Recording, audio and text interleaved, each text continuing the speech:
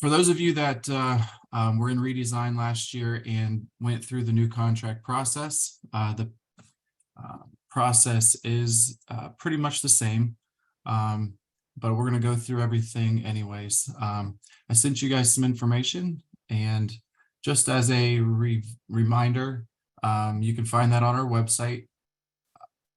Let's see. So under the fiscal services button, and I'll go back here. So on our homepage, there's a fiscal services button here. There's a documentation section, and under the payroll documentation, we actually have a new contract section. The new contract instructions look like this, and we're loosely going to be following this instruction sheet for today's training. So if you guys want to get that out and follow along, feel free. I'm going to mostly be demoing out of a test database. So I'll just basically show you the instructions, within the database. If you have any questions, feel free to chime in or, send a message through the chat. However you want to ask your questions is up to you, but please, ask your questions throughout the meeting. Okay.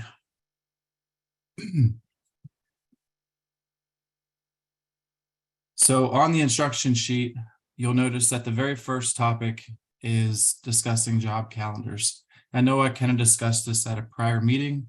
A lot of you have already gone in and built job calendars for next year, but just wanted to kind of touch on this in this training just to give you another brief review and another opportunity to see it in case you haven't done this yet. So under core job calendar, you're basically just going to be adding days to your existing calendars.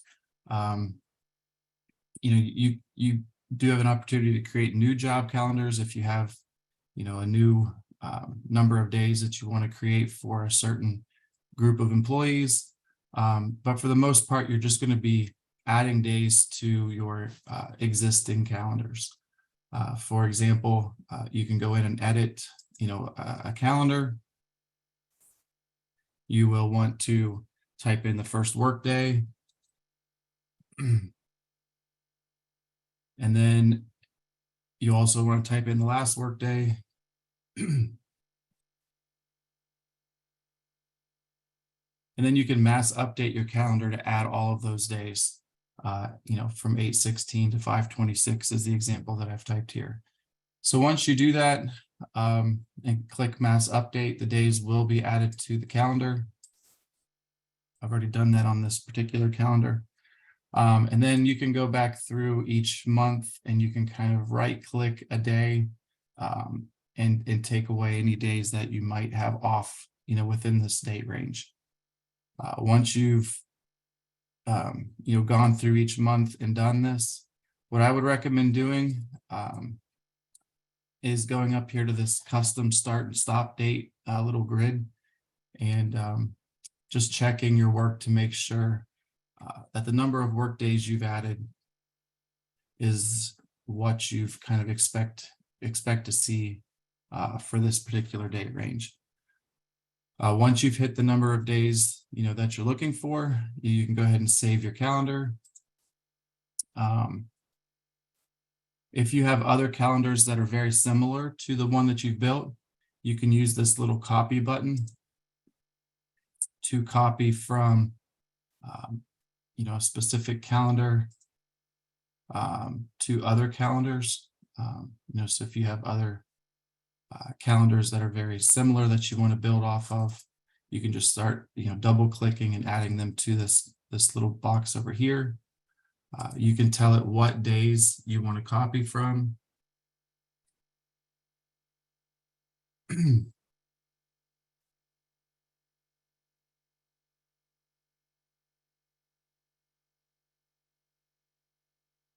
Click copy, and then it'll take the work days off of one calendar and copy them to the other calendars.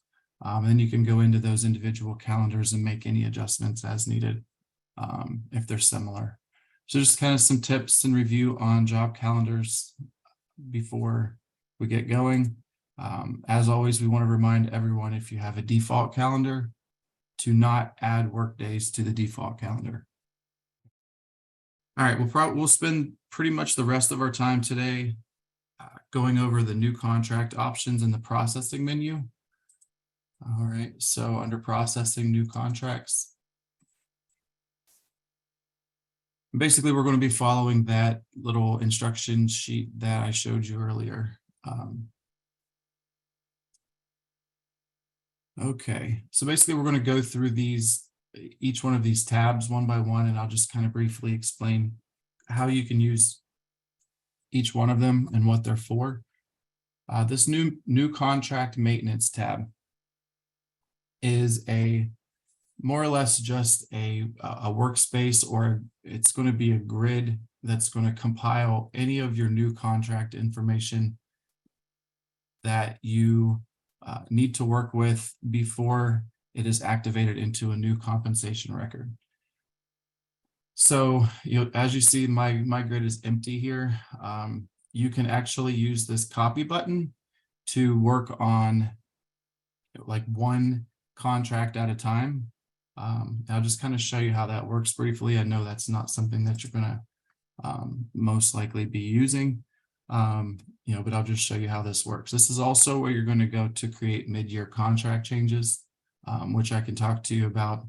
I've got instructions on mid-year contract changes as well, but I can kind of talk to you about that individually if you have any questions on mid-year contract changes. But if you choose an employee, you also have the opportunity to, if they have multiple compensation records, choose which compensation record you want to copy from. The type of contract that you're building. I'm just going to build a new contract at this point. And then you can type in the contract start date for that particular employee. And what that will do when you click create is that new contract start date will be the new compensation start date for that contract. So what this is doing when you build this new contract, it's going to look at the new compensation start date, your compensation start date, and it's going to pull any work days from the job calendar that this compensation is associated with and use that number to build the new contract. So that's why it's important to work on your calendars first, get them all fixed the way you need them to be fixed so that the number of work days can properly pull into each new contract that you build. And we'll kind of show that as we go here, with each of the new contract options. Oftentimes when we do this training, we have kind of a deep conversation on compensation start dates and compensation stop dates. I don't know an easy way to make this make sense, but the compensation start date is pretty much always going to be the first work day of the new contract. Compensation start dates are used to pull the compensation record into a payroll. So if that compensation start date falls between a payroll start and stop date, then that compensation will be pulled into that payroll. It's going to be important that your compensation stop date or the prior year compensation stop date doesn't overlap this new contract start date. If it does, then there is a way to mass change or change, individual contracts or compensations so that doesn't happen. But you ultimately don't want to pull in multiple compensation records into the same payroll. So that's why it's important not to overlap. The compensation stop date is a little more difficult and tricky. Ultimately, you want that to be the last day before the next year's first work day. I know that some of you don't know what that next year's calendar is going to look like yet. So we kind of just have you base it off of the knowledge that you have now. that date's you're going to want that date to fall into the last payroll beginning and ending date, so that that it pulls in the proper number of pays for that employee. And oftentimes, around the first pay for new contract time and the last pay, there might be instances where you have to run your additions and make your date range a little different for the pay group that you're working on. That's kind of what we would recommend, around the time of your new contract dates. So yeah, at this point, what this has done is pull in information from the old contract, and put it on, this, and give you the opportunity to change anything you need to for the new contract. Just kind of starting from top to bottom. I see a field here called label. So label is used to kind of provide some information about the contract. We have oftentimes recommended that you put the fiscal year in these so that you can keep track of one compensation to another when they're in the grid, in the compensation grid for that employee. So, you can change that to FY24 for this year, if you choose to use the label. The description field is also sometimes used. It's up to you how you want to do this, but you can change those fields here to reflect this new contract for the new year. If anything else changes for the employee, you can change that here as well. The unit amounts can be calculated simply by changing the contract amount.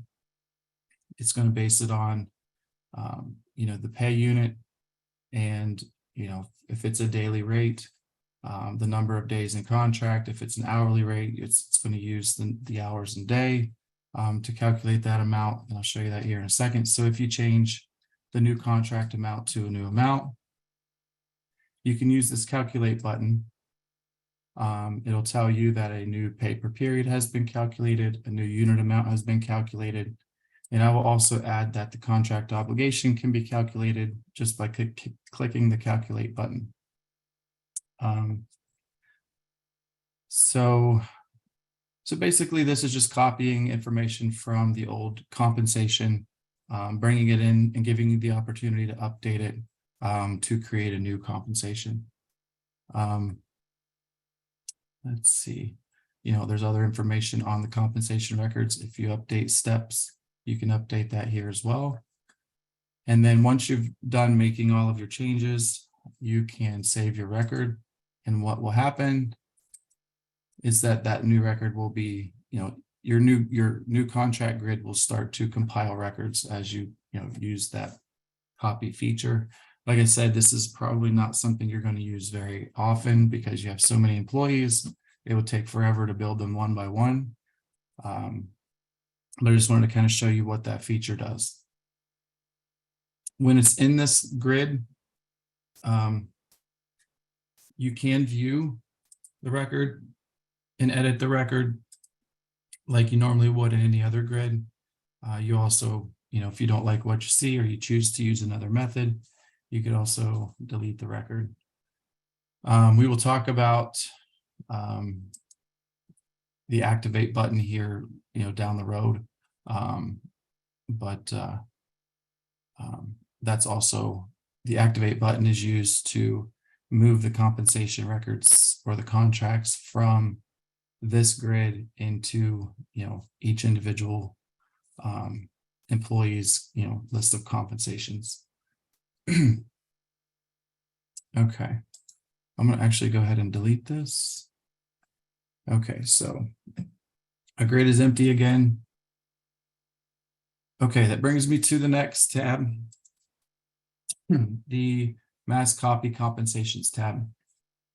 What this gives you the opportunity to do is bring in many compensation records based off of their pay group or other information, and you can build many compensations or copy many compensations from the prior year all at once.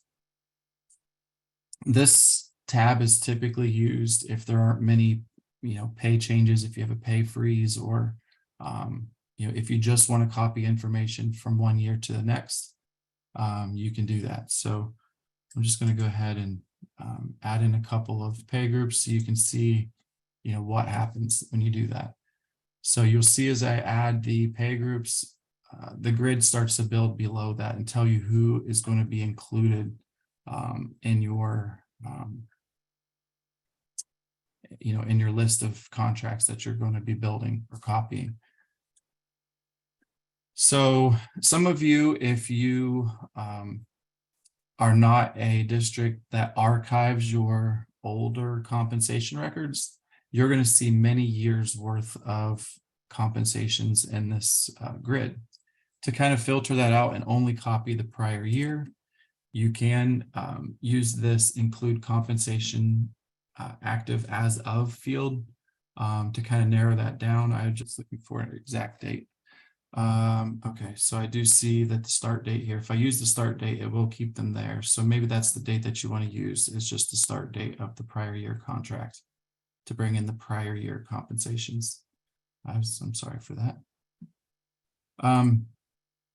Okay, so the contract start date is going to be what you want your new compensation records to use as their start date.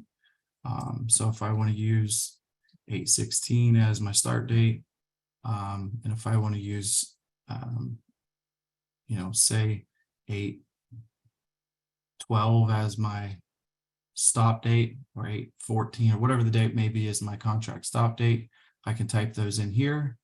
It'll tell you how many compensations you're going to be building, and then you can click build new contracts. And everyone that was in this list, it's going to copy their prior year compensation record and create a new contract that's going to go into this new contract maintenance tab grid. So all of these contracts are now being built.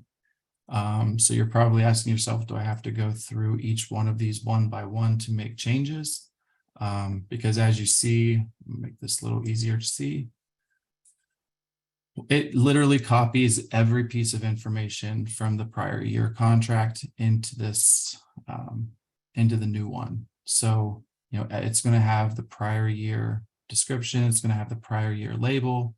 It's literally going to have the exact same contract amount from the prior year. And it's just literally copying everything. So instead of going through and changing each individual contract label, we actually do have some mass change options in here in your database where you can change the label on everything that's in your grid, and just basically change everybody all at once. I can build mass changes if you have, if you use this option and you want to, easily and quickly change everything. We can build other mass changes to maybe change the description or whatever you use for your district. That'll just be much quicker. So, like I said, this probably isn't going to be the option you use, super often. But if you have to use that for your district, that's what the mass copy compensations tab will do. Basically, just copy everything from one year to the next.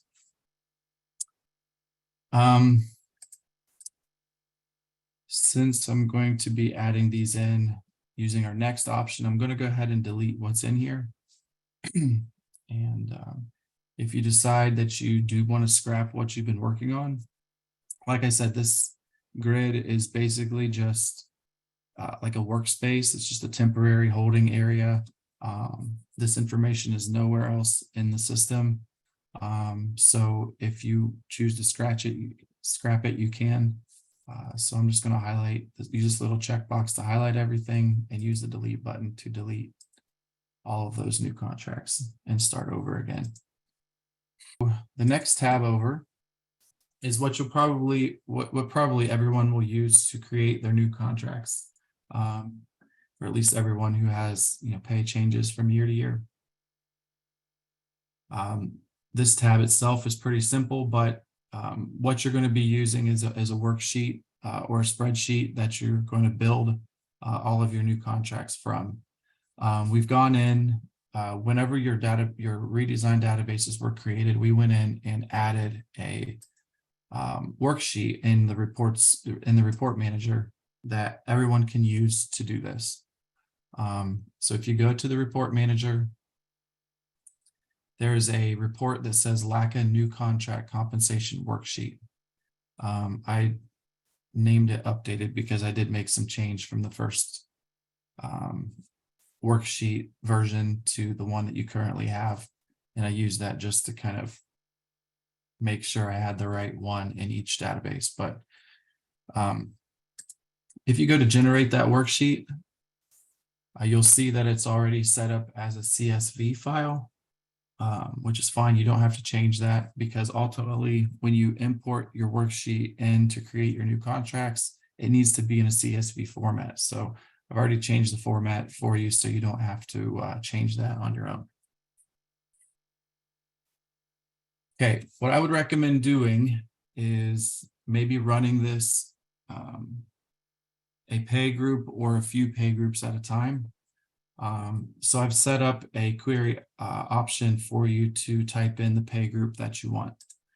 If you choose to use multiple pay groups, you can, just type those pay groups and separate them, with a comma, no space is needed. Also, capitalization isn't necessarily needed either. So, if you choose to use multiple pay groups while doing this, you can. Just to keep this kind of simple, I'm going to use this for one pay group at a time. But I would recommend that so that after you make your changes, you can kind of run a subtotal on your worksheet, check your pay group total versus what you anticipate the next year's contracts to be. So I've also set this up to, I know this report works if you type in the prior year, like fiscal year start date, it'll bring in any new contracts since then. So if you have older compensation records in your database, it won't bring those into your worksheet if you use a, like the prior year, start date. You don't have to use a compensation stop date for this, but we'll kind of, I'll just generate this report and we'll kind of see what this looks like.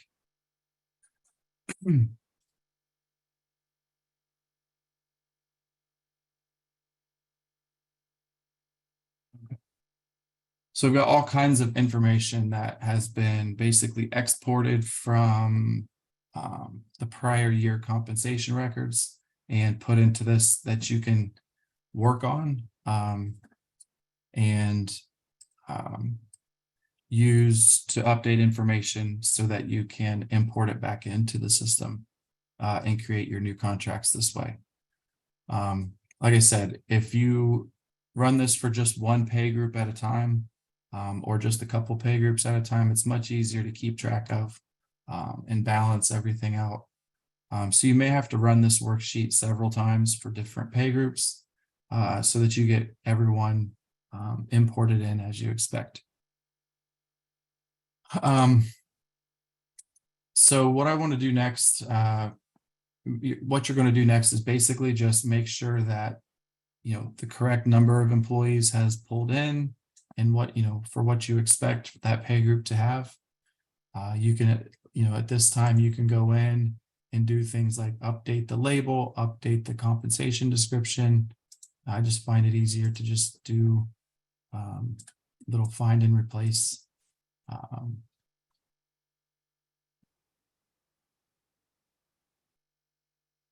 It just replaces everything all at once. You want to be sure not to change any of the information on this header row. because the import process uses those headers to change the information. I wanted to point out that something like employee ID is all kind of scrunched together. That's because that's the format that it has to be in to accept that field. But something like this, like last name and first name, those are not formatted to change information. So if you accidentally delete something, this employee ID is not going to change a person's name. So not everything on this sheet, on this worksheet, will import but I've got everything formatted for the common fields that you're going to want to change using this process, so that you can get what you need in here to build the new contracts. So yeah, this compensation label is one. The compensation description is another one that people often use. And I would just do the same thing, go in here and, I can just do the replace to make those changes. The contract start date and stop date is another one that's important that you're going to want to change. Typically, if they're in the same pay group, they're going to all have the same dates. You can, quickly use that same find and replace feature if you want to do that, or you can go down each one one by one.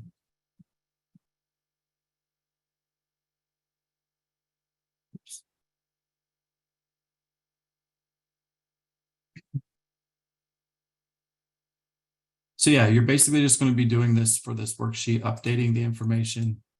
Let's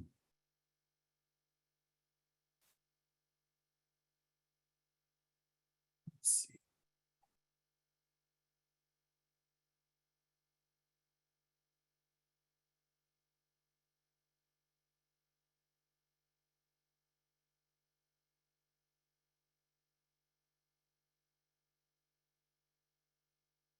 Okay, you also want to make sure you look at the other fields. So we have contract work days.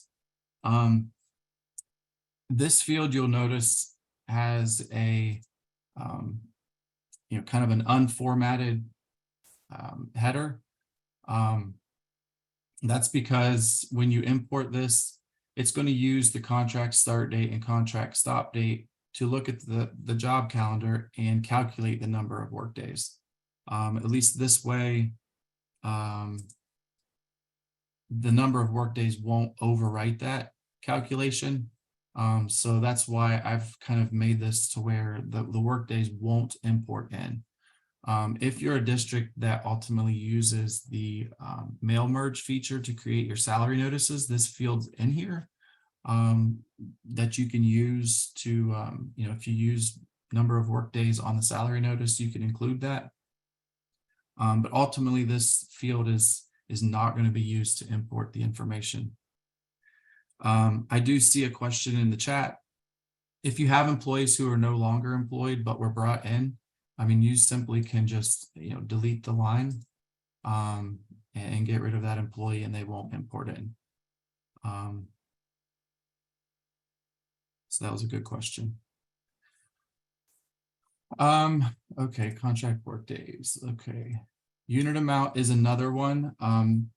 If you type a unit amount in here, so if somebody's daily rate changes, you can type that field in and it will import.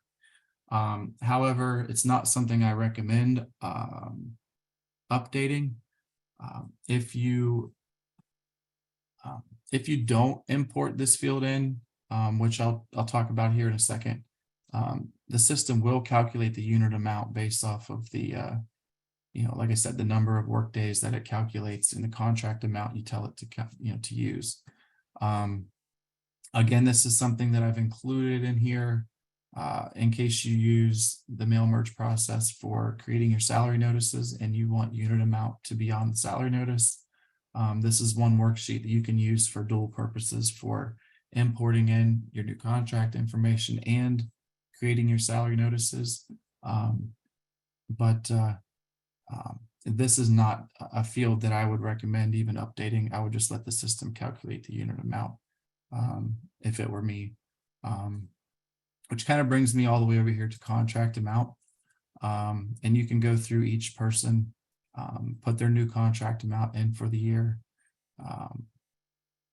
You can use formulas off to the side to create this if you want, or, if you have another, kind of sheet you're keeping track of, you can use that, to kind of bring your amounts in. Contract obligations, similar to unit amount, similar to pay per period. That will also just be calculated when you do the import process. I've put that in here because it used to be a requirement, but, and it also, if it's something you want to add into your, salary notices, if you use mail merge, but it's not something that you really have to, have on this spreadsheet. And in the instructions, I've given you the fields that are kind of mandatory when you work on your spreadsheet, if you use this import option. You want to make sure everyone has the correct number of pays and contract. And then another interesting thing, when this workbook exports from the system, the stretch pay field or the equal pays field is listed as true. That actually needs to be changed to the letter Y for the import to make it work. It's kind of the silliest part of this entire process, but it's just something that needs to work. It needs to be done for everything to work. So I just kind of go through here and just replace true with Y and call it done. If you update your salary schedules, you can do that now too. This is by far the easiest way of doing that. When you create the compensation, update their salary schedules. And the rest of these fields are pretty much just informational. What I would do at this point, if you're not planning on doing the mail merge to create your salary notices, I would go through and just remove all of the columns that you either didn't update or don't need to update to make this work.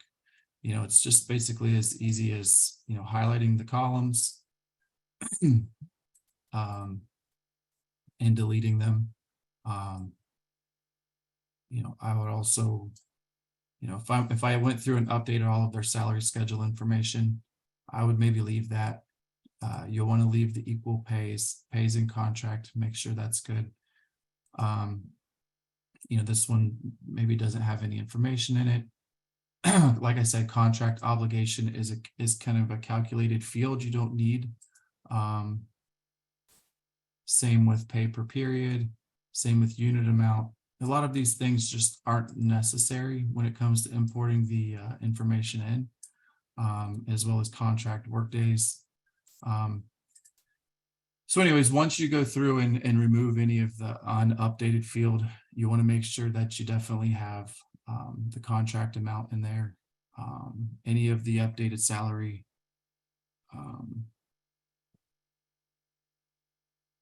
So a question is, does the equal pay field need to be changed for stretch pay employees only or all? So yes, that is a good question. If the equal pays field does need to be changed from true to Y or false to N.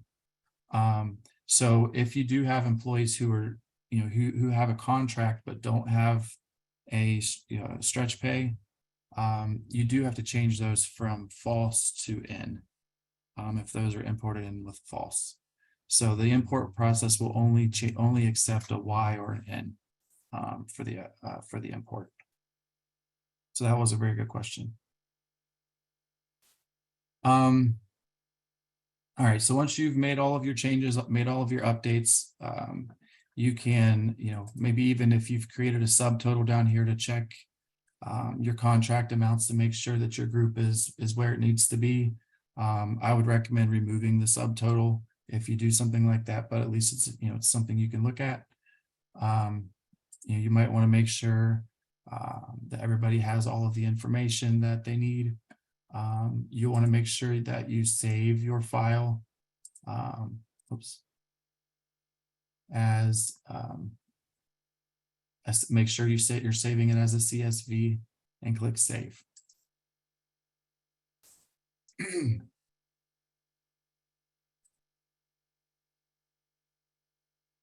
Okay, so if you once your spreadsheet looks the way you want it, if you go back to processing new contracts, the import new contracts tab, you will choose that file that you just created.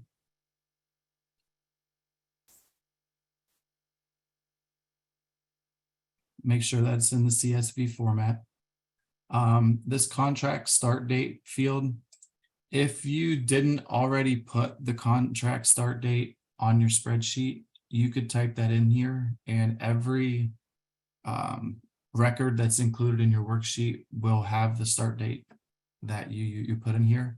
But if you're working on multiple pay groups and there's different start dates on your worksheet, you don't have to use this field if you don't want to. And what it'll do is when you click import, it'll bring in the start dates that you have for that are in your spreadsheet. And simply you just click import. What I do? It'll tell you if you have, how many records loaded, if you have any errors. And if you have errors, it'll tell you what those errors are. Oh, I did skip a step. Guess I'm glad I did this because I want to show you how important that is. So the error's telling me that the new contract type is not correct. So that's a good example here. I'm going to return back to the spreadsheet that I was working on. And this is one of the fields I skipped over, but it's very important to change as well. The contract type is that is brought in when you export this file says contract. And I do have this as a step on the instruction sheet, step number 6 of this, this section. And that is you're going to need to change all of the contracts to a 1, 2, 3, or 4. And the new contract type is actually number 4. So this is what I forgot to do. If I go in and replace all of those contracts with a number 4.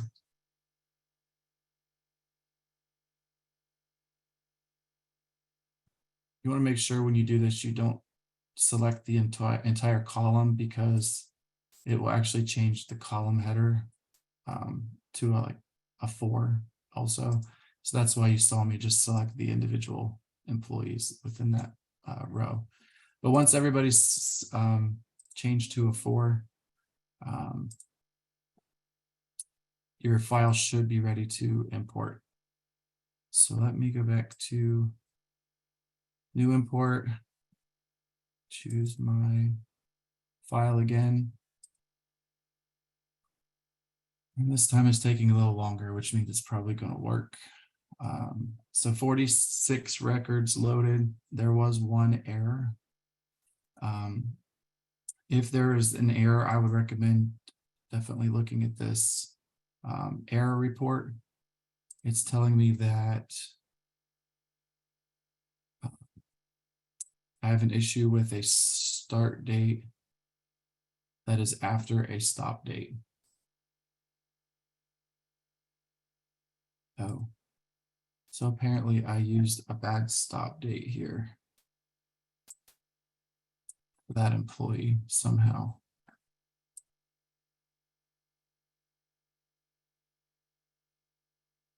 If you get an error file, you can actually just make your change on that file and re-import it. Making sure you save it as a CSV.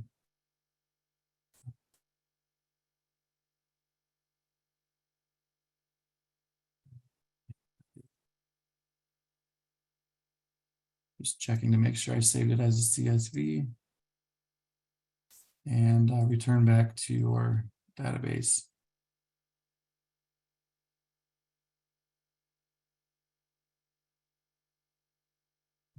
loaded that last record. So whenever you import, everything goes right back into that new contract maintenance grid. Like I said, it's just a holding area that you can work with until you're ready to activate your contracts. As you see, all of my new labels are in there, my descriptions, my new start and stop dates are in there. So you can kind of check your work and check what is imported from those grids. As long as information is in these grids, you actually have access to new contract reports you can run. So if you click the reports menu, there is a new contract report that's in the canned report options.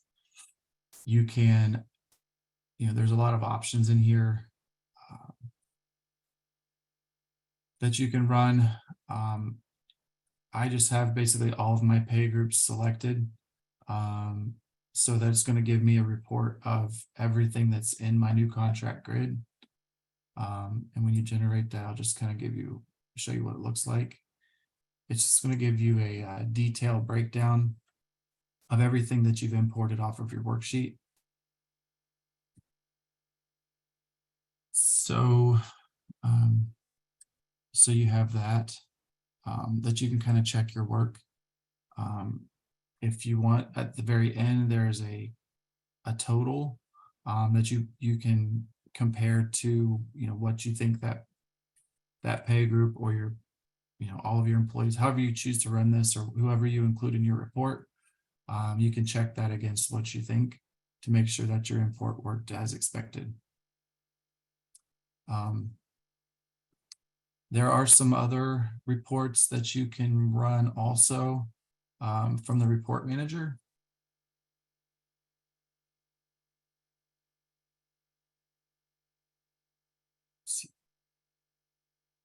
Yeah.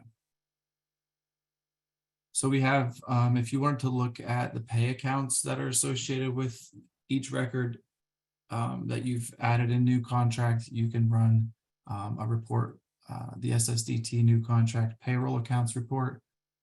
There's another version of the summary report. So you do have some other, options as far as reports are concerned that you can run as well to kind of check your work. All right. So I know that's kind of a little quick overview of the import process. Does anybody have any other questions as far as importing the new contracts?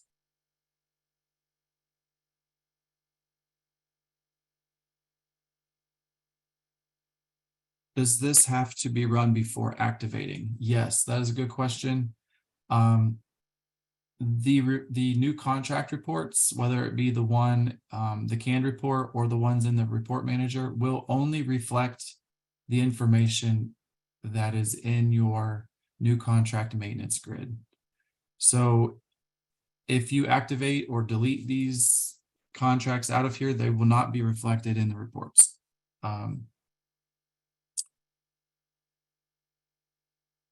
So that was a good question. You've got to add them here first before you run any of those. Which kind of brings me to my next topic, which is activating. Once you've kind of given a good look at all of these, make sure they reflect everything you want. I guess I never did go in and show you this, but I took out, things like unit amount and contract obligation from my worksheet. But if I go in and look at this, whenever this contract imported in, it looked at my start date and my stop date on my compensation, found the calendar at the number of work days that were on that calendar for that employee, and then calculated unit amount. It calculated the pay per period based off of the contract and number of pays that I put in there. So, as long as you have that contract amount in there and you have your job calendars built correctly, those other fields, you don't have to worry about updating those on your worksheet. You can just remove them and the system will, calculate those correctly for you, just to kind of save you some time when working on that worksheet.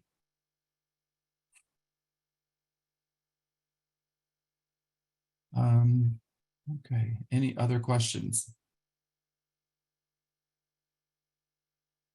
Okay, so once you're ready to activate those, you have options when it comes to activating your new contracts. So if you want, you can actually activate them now. In this new redesigned system, once the contracts are created, you can go through and activate them now. They're not going to pull into a payroll until you reach that pay period that includes the contract start date. So you don't have any fear of pulling these in early. But what you will have when you go to add like future records, or you go to search, or you search for things, you'll have an additional compensation record that shows up in your options. And for that reason, to kind of keep things clean, I would almost recommend not activating your contracts until it becomes time to pay on them. So kind of populating this grid and just waiting until you are ready to activate. We do have on our website what was called the old purge worksheet, which I've kind of slowly getting rid of that old terminology, but we've got an activate worksheet that you can use to kind of help you figure out, list your pay groups, figure out when the last pay is on the old contract, figure out when the first pay is going to begin, or first work day is going to be on the new contract, just to kind of figure out. It's just kind of a helpful worksheet you can use to figure out when you want to activate your new contracts, which obviously you want to activate them before you pay on them.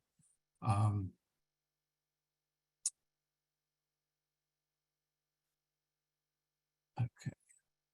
And when you are ready to activate them, you can, simply either pick and choose which contracts you want to activate, or you can, maybe even, sort by, pay group, if you've added that to your new contract grid, and activate one pay group at a time. And you can just check the box here to select many and click activate. When you do activate the new contracts, it'll remove it from this grid and add, like I said, add it to the compensation records for each employee, or the core compensations grid. It'll be added there too. When you go to activate, you will be asked a question, and it's about the primary compensation flag on these compensations. This is not something we've spent a bunch of time talking to you about.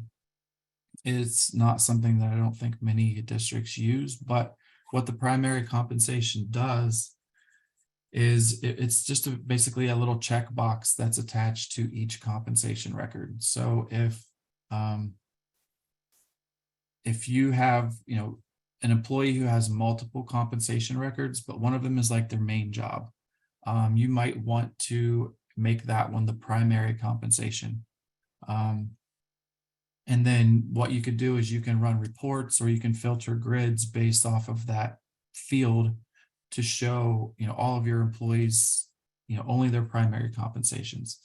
So it's not something that you'll probably use often, but I would just recommend that, especially if you're working on a pay group that includes like the main position or main, job for that group of employees, just go ahead and transfer that primary compensation flag, so that you're just kind of keeping your compensations updated from year to year.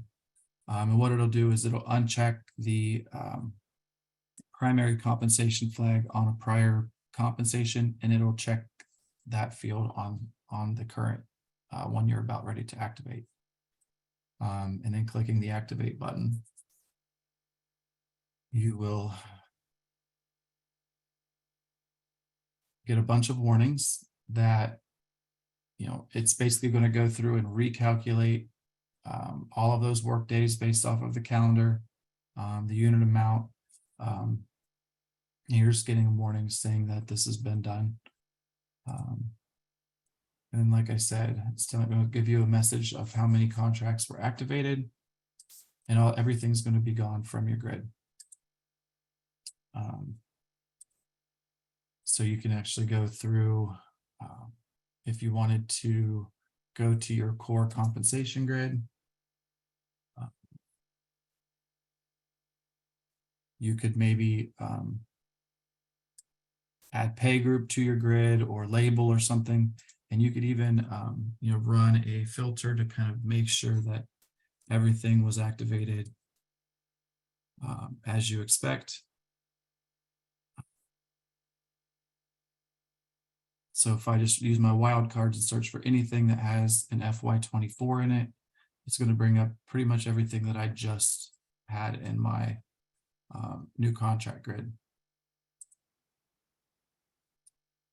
So you can kind of, see that everything was activated as expected. So that's more or less the activation process. Does anybody have any other questions? Okay, good question with report to EMIS. And since I'm still not the #1 expert here, I will let Mary, are you still here? You want to take on that one? Yes, I'm on here, and I was anticipating that question. Redesign is designed so that it goes based off the system configuration, EMIS configuration. Right now, that is set to FY23. So that means any date, any compensation record that has a start or a stop date between 7/1/22 and 6/30/23 will be pulled into the EMIS reporting. That said, in theory, you should be able to leave the EMIS report to EMIS box checked on your compensation records that start after July 1 and not worry about them getting pulled into the current EMIS reporting, even though that reporting is open until August 4th. We have instructions in the start of year EMIS checklist to, if you do uncheck those, to check mass change options that will change that report to EMIS flag on the compensation records, and also archive and remove the report to compensation flag on your FY23 compensation records so that individuals are not reported with multiple compensation records for each year. If you don't want to remove it on your new compensation records, you should be fine, because the extract is pulling based on start date or start and stop dates between July 1 and June 30. So in theory, it should not pull your FY24 contracts.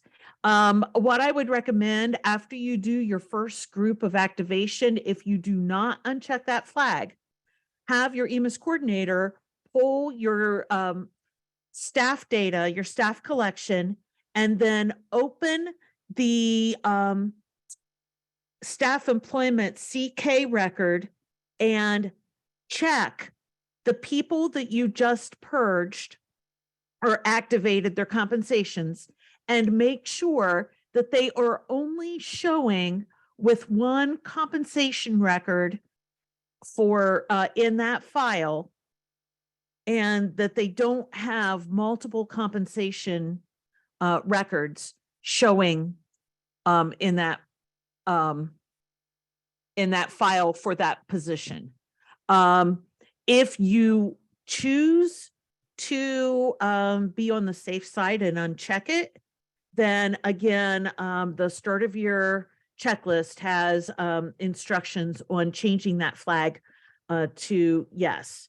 And Don't forget the step on unchecking the FY23 compensations, because they would get pulled in because their end date is after July 1, 2023. So they would get pulled into your FY24 EMIS reporting. So it's very important to follow those steps.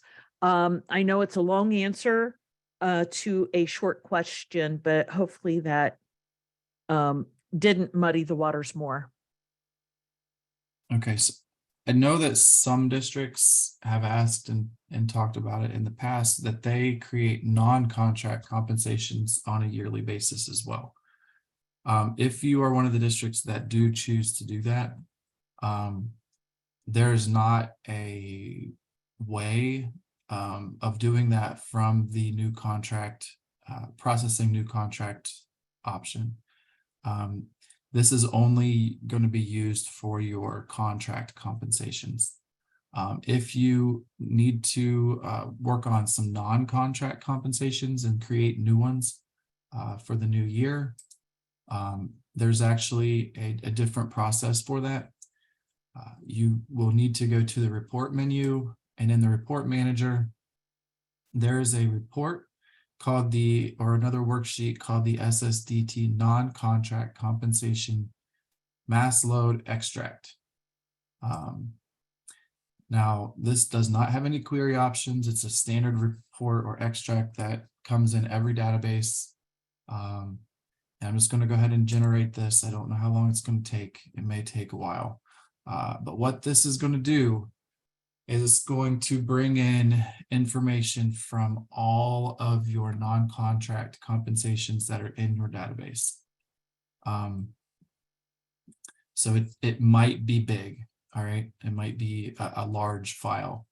What you're going to want to do is you're going to want to remove all of the employees that don't apply and work on only the ones that you want. So you may have to sort this by, employee ID or name. You could even sort it by, like date range. If you use like a start and stop date on this to filter out all of your old ones, you can change the information such as the unit amount, for the new year, and then save your file. And the way to import this is not going into import new contract. So once you have your file changed the way you want, you will need to go to utilities, mass load, choose the compensation option, your file, and load there. And it's going to load them directly into the non-contract compensation grid for each employee. So that's kind of how that works. If you don't want to load a brand new compensation record for your non-contract compensations, let's just say you have you just want to change some of the information in your non-contracts, such as maybe the unit amount. If you go to core compensations and click on the non-contract compensations grid, let's just say you have a unit amount that you're changing. I've got a lot of interesting information in this database, but let's just say that, there's a bunch of employees that have a unit amount that's currently set at like $100, $115. And you want to increase that for the next year so that when you pay those non-contract people, they're getting paid at a rate of 120 instead of 115. We actually have a mass change that you can use. So if you bring in unit amount to your grid, filter on anything equaling 115 or whatever your unit amount is that you want to change. Click on mass change. You guys are not going to see this maintenance mode. You're only going to see the execution mode. So I'm sorry for that. We actually have a change unit amount mass change that's available for all of the districts. If you want to use this and you don't happen to have that, just let us know and we can add these mass changes in. It's just, these are so easy to use and are going to save you a ton of time using mass changes. It's something that I kind of want to introduce more of to you guys as you get used to using redesign to kind of help you save some time. But yeah, you get a little nice note here telling you how many contracts are going to be updated. You can simply type your new rate in this field, and it'll go through each one of these records and change the unit amount for you. So if you're not a district that wants to create a new non-contract compensation each year, you can simply go to your existing ones that change the unit amount and then use those going forward. As you see that, as the change occurred, everything went away from my grid. That's because I had everything filtered on $115. If I remove that filter, I could then look at, $120, and those same employees are going to be in that grid. So that's kind of a brief review on non-contract compensations. And that's pretty much all our documentation talks about, are the three contract options and then the non-contract compensations. Does anybody have any final questions before I talk about salary notices?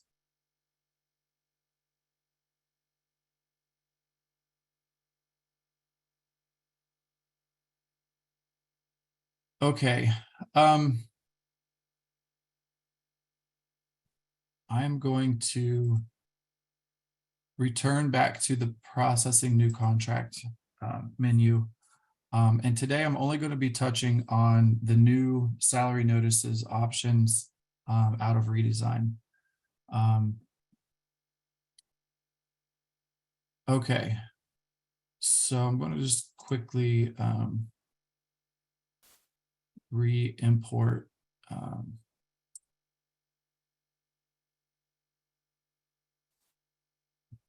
right here.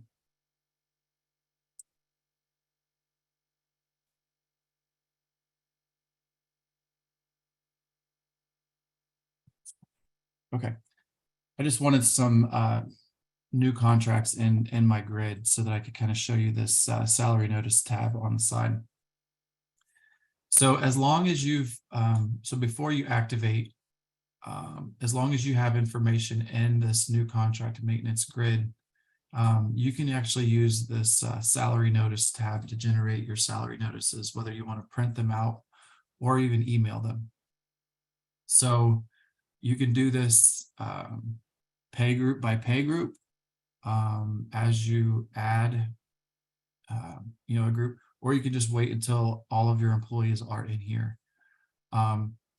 This option is something I would recommend if you have one basic salary notice that you're sending to all of your contracts, compensation employees. So if you click on that salary notice tab, there's some basic information telling you what the output file is going to be.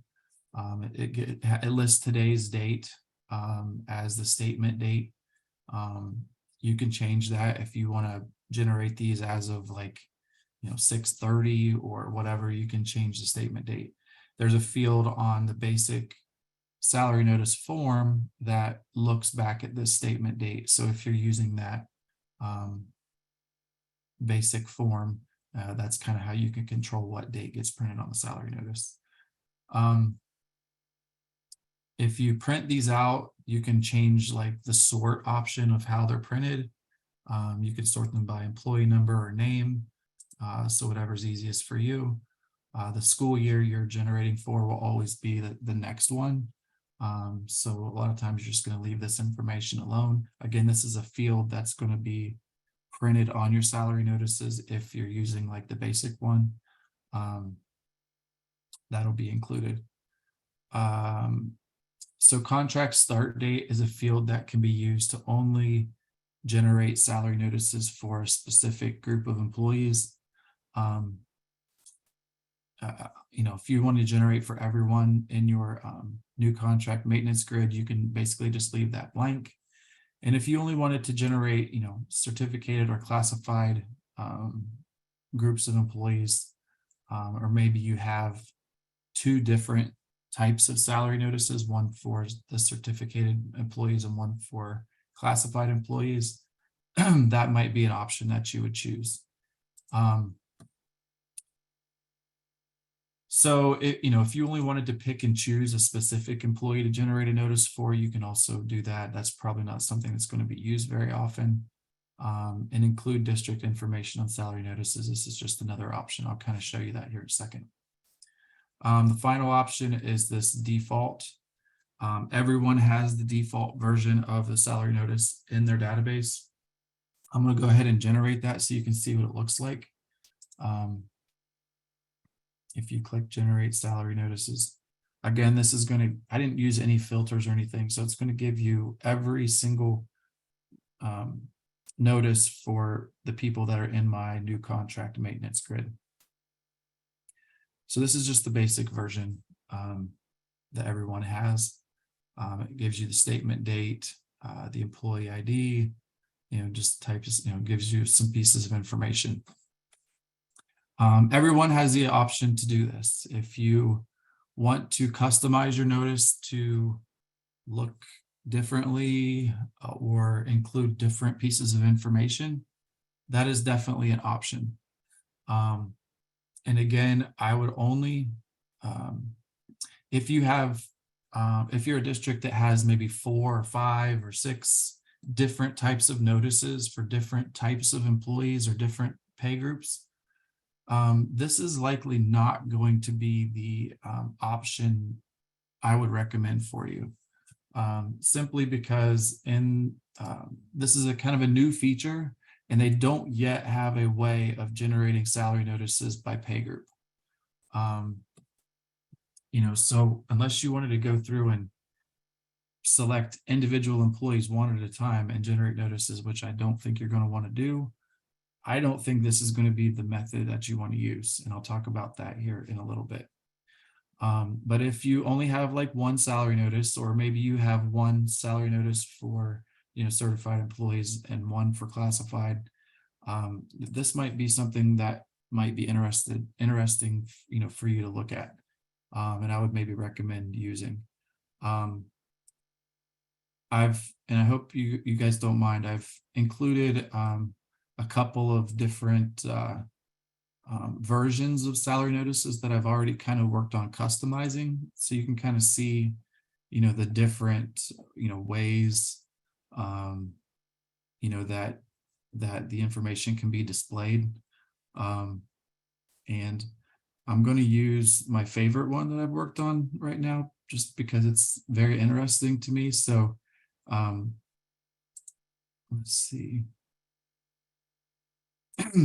I can make these look pretty much however you want. So, there's different pieces of information, that can be, added for this particular salary notice. I've added, some other fields that weren't, included.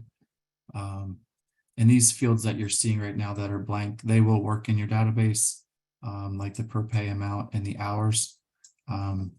My database might be a little bit out of date, and those were not working before, but they are working now. But anyways, there are different pieces of information that I can add. If there's a picture you want me to add, if there's a logo you want me to add. I've worked on salary notices where there's been like a watermark in the background. I've worked on, headers and footers, signature lines, treasurer, superintendent signatures I can add to these. So there's all kinds of different, ways I can customize these forms for you if you want me to do that. If you want me to work on that, I would maybe print off an old notice or send me a PDF version of an older notice. I can try to, kind of copy that so that you have a new, that form available, to you when you go to generate your notices. So those are just some options. that you have. If this is also something that you want to use, and either everyone gets the same notice, or you're basically just wanting to separate them based off of appointment type, you can also email the salary notices. So it goes straight to the primary, or all of the emails that you have listed for each employee. This is kind of an interesting feature because you can schedule those for a specific date and time.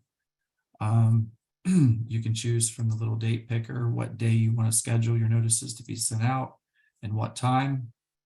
And when you schedule those notices, basically, I've got a little another document that talks about all of this too, by the way. So salary notices and redesign. So I kind of talk about this a little bit. I will say, if you want to email your salary notices, the first thing I would do is go to this configuration option, salary notice configuration. I should have probably touched on this first, but this is where you're going to tell the system, salary notice configuration, what email you want to send the notices from. So whenever one of your employees receives an email from your district, this is the email address that's going to be displayed as who's sending the email. The subject line is going to say a salary notice for this position for this label. That can be kind of tweaked a little bit. So if that's something you want to do and email your salary notices, I can maybe help you change that as well. The body of the email is going to read, attached is, to this message is your salary notice for, that. If you want to send a email to all of the email addresses, the primary, the secondary, the other email address that you have on the employee file, you can leave this box checked. If you only want to send to the primary email that you have on file, you can just unclick that so that everyone's only getting one email instead of multiple emails. And if you want to exclude the employee number, that's another option you have in the configuration. If you want to use a custom salary notice, you do have to choose that notice here. Otherwise, it will only email the default notice to your employees. So if you want to use this email option, you do have to make sure you work on this configuration and save it before you go and schedule your salary notice emails. And any questions you guys have along the way on this, I'm happy to help and answer those questions. So,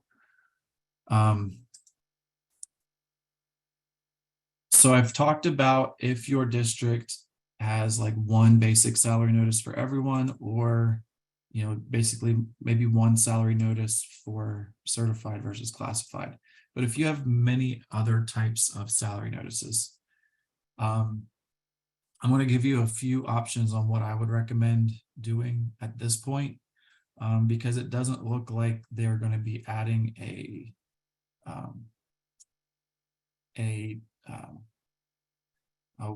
pay group option to select from, at least in the next couple of weeks. So if it's something you need to print out or work on now, here are the options. Number one, it would be to use the mail merge process that you probably used last year.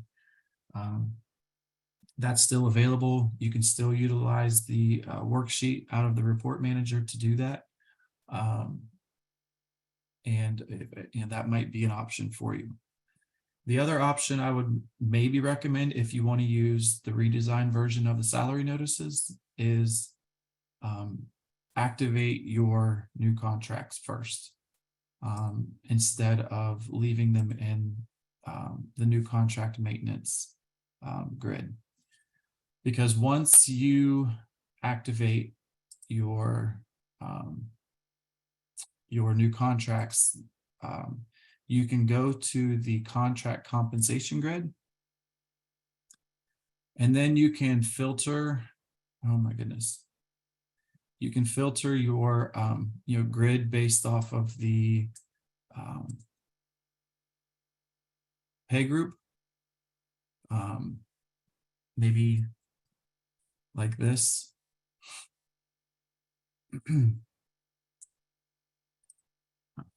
Maybe filter it off of the current year. So let's just say we want to look at all of my FY24 compensations that I have already activated for pay group 27. Once you have that filtered, you can check the box at the top to select all of those compensations. And then there's a salary notice at the top of this grid that you can generate from the contract compensation grid. And you're going to have the same exact options that you had in new contract, except this time you're only looking at one pay group, and you can pick the salary notice that applies to that specific pay group. So that's kind of the workaround that I found. If you wanted to use the salary notices out of the system instead of using the old mail merge method. Jake, I have a That's completely question. up to you. Yes. If you want to schedule these, do it this way or even through the new contract and schedule them at a future date, but you want to do one group at a time, I know you have to go into that configuration and change your form. Will it retain that form for each group as you set it, or will it look at whatever form is defaulted at the time that That's schedule goes? That's a good question. As long as you've chosen the default form out of the configuration, that's what's going to likely show up. That's what's going to show up in your as your form. You can go ahead and change that from here. You don't have to go back to the configuration and reset it for each different type of notice. So if you have, like one notice set up for administrators, you can choose that administrator form from right here, and then email those to the administrators if that's something that you do. So as long as you have any, I'll repeat that.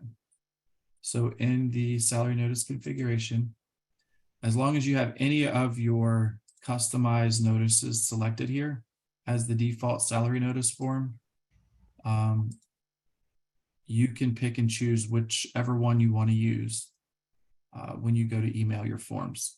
What you don't want to do is actually have this set as blank, because then when you go to email your notice, it's only going to pick the default version. So that's kind of the tip that I would suggest. Just pick maybe the notice that's going to be used the most, save, and you shouldn't have to come back here to change that configuration ever again. You can schedule the notices from the compensation grid or under new contract if you haven't activated them yet.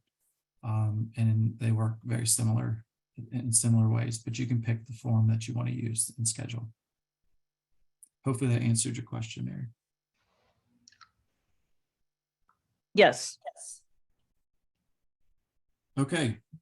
Like I said, if you want a salary notice customized and want to try using this year, I'm happy to help with that.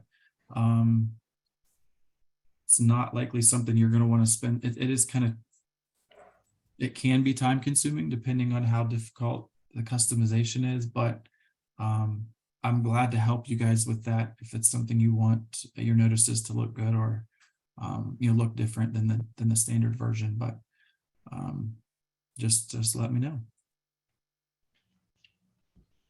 Any other questions?